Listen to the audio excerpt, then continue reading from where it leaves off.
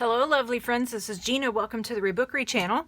Today we had an ice storm in Kansas City, which meant I had the day off of school. And that's awesome because one, it was unexpected, and two, it allowed me to get this sewing book done, which is number 7 in the Homebodies collection. And I am so tickled about this book. This book is, yeah, I mean, I hate to keep saying that they're my favorites, but like seriously, every single one is like my favorite. It's like when I used to teach elementary school and we'd have story time and I would say to the kids, this story is my favorite. And they would be like, you said that last time. You said that this morning when we read a book. And I'm like, I know, they're all my favorites. So yeah, this one is my favorite. This is a Better Homes and Gardens sewing book. I'm going to actually put this in my shop on Saturday, this Saturday, February 24th, and I'm going to do 9 a.m. in the morning, so that'll be 9 a.m. Central Standard Time on February 24th, this Saturday. So for this book, it has 5 signatures, and it has a scarf that holds it together, but it's not attached to the journal. You can actually just take it off if you want to, but when I saw this scarf, I've had this scarf for quite a while now. I think it was actually my daughter's, and this scarf just matched perfectly. So as I was getting some coats and hats and stuff out for my boys that had to go to work today, this was in our scarf basket. I don't know why, because it doesn't provide a lot of warmth, but somehow this ended up in our scarf basket. And when I saw it, I was like, oh snap, that will go perfect for this sewing book. This book is loaded, again, as all the Homebodies are, loaded with fabric and lots of crafty type of materials. Now I did veer off the reservation a bit on this one, and I did use some scrapbook paper, but I used some really pretty thick scrapbook paper that is a sewing kind of a dress theme. I'm so excited. It's like I don't even know where to start. Okay, so the fabric that is on the spine, it's not vintage, but it's thrift store fabric, and it is just gorgeous. And then this is some trim that I got from, I think, Salvation Army, and it matched perfectly too, and I felt like it just went really well with the colors of the actual book. So this front page, this is, so I did some just like a collage of different scrap fabric bits that I had laying on my desk, and then free motion stitched over it. We put a little pocket, and then in the pocket there's this little booklet, little trifold booklet, and then there's a journaling card. So then the back of this is actually, so I was at an estate sale, and I saw these two framed, they were prints on linen, and they were selling them for like, I don't know, $3. And I was just like, oh my gosh, I want those. Those are so pretty. But they have sat in my garage for 2 years, and I could not figure out what to do with them. The other day, I don't know what happened, but it just struck me to go and take the linen and actually pull it out of the frame. So that's what I did. So here is an example of one of them. So I just pulled this out of the frame, pulled it off the back, and I ran it through my washing machine, and I think it looks really pretty. It's kind of worn, and I just love the colors. And so I took this and then I cut it down and turned it into a pocket.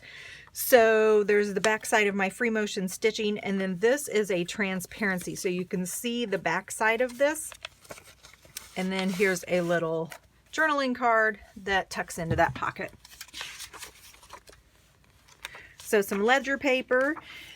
This is some pages from a craft book. Oh, I want to say, was it Handicrafts maybe? McCall's Handicrafts, I think, but it has some little old lady handwriting. Real quick, I just want to say one thing. Some people get offended when I say little old lady. It is not meant to be offensive. It is a name, it is an endearing name that I use to talk about just generations of people that have come before me. I'm not making fun of anybody. I'm not calling anybody names. It is a term of endearment. I used to call my grandma a little old lady. So if I offend you, I apologize. But it's not meant to be, and I'm not going to stop using that term because I mean it sweetly. Some ledger paper from 1969. Some craft pattern paper that I have backed. So this is glued and this is stitched. Then this is, I think this is my McCall's, and I think it's 1968. I have a McCall's catalog, 1968. So this is a page from that. And then here's a transparency pocket. And then here's just a little, oops, I got to put a tag in there. Here's just a little, this is actually a cross stitch Christmas card. So I just covered up the Christmas part and added some stitching to it, and I'll have to put a tag in there. The back side of that McCall's pattern, this is some scrapbook paper with some trim, really heavy scrapbook paper. I don't know the name of this right off the top of my head, but really, really love this.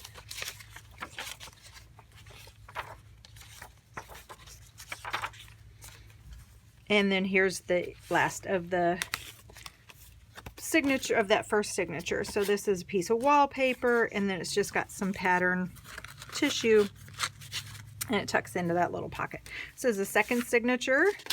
Some stationery that, I don't know if you can tell this or not, but it looks like it's supposed to be like a doily. And so I just stitched around it. And then on the inside, here's some lace. And just took and made a little booklet, maybe. Oh, there we go. So just did some stitching here. I love the graphics in my old craft books that I find, especially the ones that have to do with needlework and crochet. They just have such beautiful graphics, the examples of the artwork.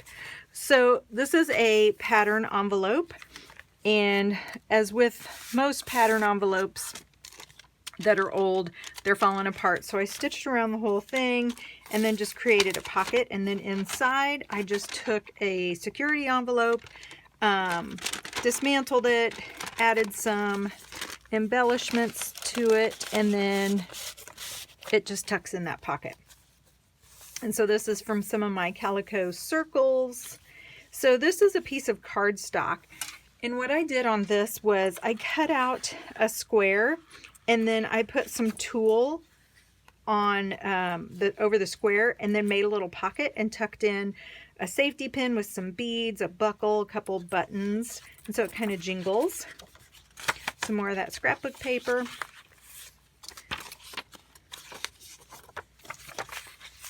Another transparency pocket. See, like, look at that graphic. This is a needlework graphic from a needlework book. That is just so gorgeous. Or, yeah, yarn, Persian yarn. It is just gorgeous. Okay, so the back side of the second signature. So here's one of those Brighton bags that I told you about in a previous video. I just put it onto the back side of this fabric that I did some free motion stitching on and attached it to ledger paper. And then inside here is a little card. There's a tuck spot right there. There's a tuck spot right there. And then I just scored it and folded it so that it would fit in the bag. And that's nice and sturdy. So this is signature number 3. So this is some of my cross stitch that I came across last weekend at a little antique store. And I pretty much did the same thing I did with my last journal. I want to be able to see the back side of it because I think that's such beautiful evidence that someone worked really, really hard on this. And even though it's not maybe as beautiful as the front, it's gritty, it's raw, it shows evidence that somebody was here, somebody worked on this, and I feel like this needs to be shown.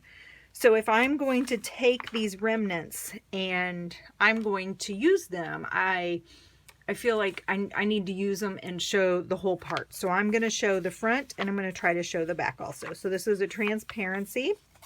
And then check out this. So this came out of one of my, I don't think it was this one. I have another one in here. So it came out of this. It was the whole pattern. And when I unfolded it, it just came out in this shape, in this form. And I was like, oh my gosh, that makes, look at that. That is just a gorgeous booklet. So what I did was I kept it just like this. I glued it together. I did some free motion stitching along this seam right here, put some washi tape across the top, and then just stitched around the edges, added some fabric, and now you have a little booklet. That is, that's so stinking cute. Like, you could just turn this into, this could be a whole journal all in itself, and then it just tucks into this little pocket. So some file folder that I have some of my groovy fabric on, and just a little bit of some fabric trim. This is the third signature. Beautiful graphics in a yarn work book. Some nice heavy graph paper. More scrapbook paper. You can see where I have put two pieces of scrapbook paper together. So here's the 12 by 12, and then what I do is I take and I piece together enough so that it makes the whole width of my book. And then I got crazy with the security envelopes. Whoops. In this journal. I'm just kind of obsessed with them. I just think they're so cool. There's just so many cool things you can do with them. So dismantled this one and it folds out, and then just did some stitching on it. The file folder, and it flips out. And then this is the back side of the cross stitch. And so in this pocket, I have, oh yeah, it was McCall's. So I have a cutoff from the McCall's pattern, and I just folded it in half. And I think it says, yep, 1968. Added a little bit of pattern tissue because there was a little tear up here. So I added some pattern tissue to reinforce it, and then went over and did some stitching on it. And so this could make a cute little journaling card or a little booklet, or you could cut it apart and use it as ephemera. Ooh, don't like that upside down. There we go. Okay, so this is the, I don't even know what signature I'm on, fourth signature. So this is some vintage fabric, and I think I have it right here. And I have a ton of it. And I don't know, there's just something about it. It's one of those where it's so stinking ugly that I love it. It's the gold and the brown that just gets me. I mean, that is just so 1970s, 1980s. And it smells so good. So I turned it into a pocket. So you'll see the other side here. So there's this one panel of fabric. I turned it into 2 pockets. I backed it with some of that linen that had been printed on that I pulled out of the frame. And I just saw this space of fabric and I thought, okay, that's awesome, but what's somebody going to do with it? So what I did was I just went over it with some gesso. So you can hear that it's like, it's nice and finished. You can write on this, you can paint on this, you can glue on this. So I just gave you a little white space to do some artwork, and then added a little bit of some eyelet trim. And then here's the back side of the pocket. So on the pocket, I did some little, I don't know, some stitching. And then I made one of my little tulle little pouches here with some sequins and some buttons. But then I got kind of creative and I thought, okay, I want to do some hand beading. 1, 2, 3, 4, 5, 6, 7, 8. I was able to do 8 beads, and that was it. That was the extent of my skills and the extent of my patience. So there you go. You've got some of my hand beading right here. The journaling card, you might remember this. This is from my video that I did, the journal process, where I was journaling about how it was kind of ugly outside, but if you looked at all the colors, it actually was actually very beautiful. So this was the card that I made prior to beginning that journal spread, and so I just backed it with some graph paper and added some trim and turned it into a journal card. So this is another McCall's fabric, or McCall's pattern envelope. This one is more modern. I would say this is probably 90s, 80s or 90s. And it was wider. So in here, you've got a journal card, which is actually just the cover to a little craft book. And then tried to tie in some 80s fabric with this too. This is embroidery pattern, and yeah, there's a couple of pages in here that have the embroidery pattern, some old wallpaper. So this is another security envelope that I've turned into a fold out. I liked this because it was blue and it really looked nice with that red. Some scrapbook paper. And to kind of strengthen my pages that are not doubled, I always like to double my pages to make them nice and thick, like glue 2 pages together. But sometimes I don't do that, and so I like to just make them a little stronger. And so I used a lot of pattern tissue, and then I just went over it with some stitching, glued it and went over it with some stitching. It just adds a little more strength to it. Another piece of cardstock that has a little peekaboo hole here. And this time I made it a circle, and inside the tool I have parts of a necklace that some students of mine gave me, oh my gosh, 10 years ago? 8 years ago maybe? 10 years ago? So they gave me this beautiful turquoise necklace, and I wore it and wore it and wore it, and then it broke. So I've just kind of had it in my drawer with all my beads, and so I cut it apart and put it in this little peeky hole right here. Here's some more of those circles. And then here's the back side of that pocket with some of my trim, my fringy trim that I got from Salvation Army. A couple little pieces of notebook paper. Oh, here's the journaling card. This is just a fold out note, you know, where you can fold it up and add a little stamp. So I just tucked that in. And I thought it looked really neat with the image matched up with the browns and stuff of this journal, and then matched up with this little linen print here. And again, I gessoed on the back of this for your own artwork.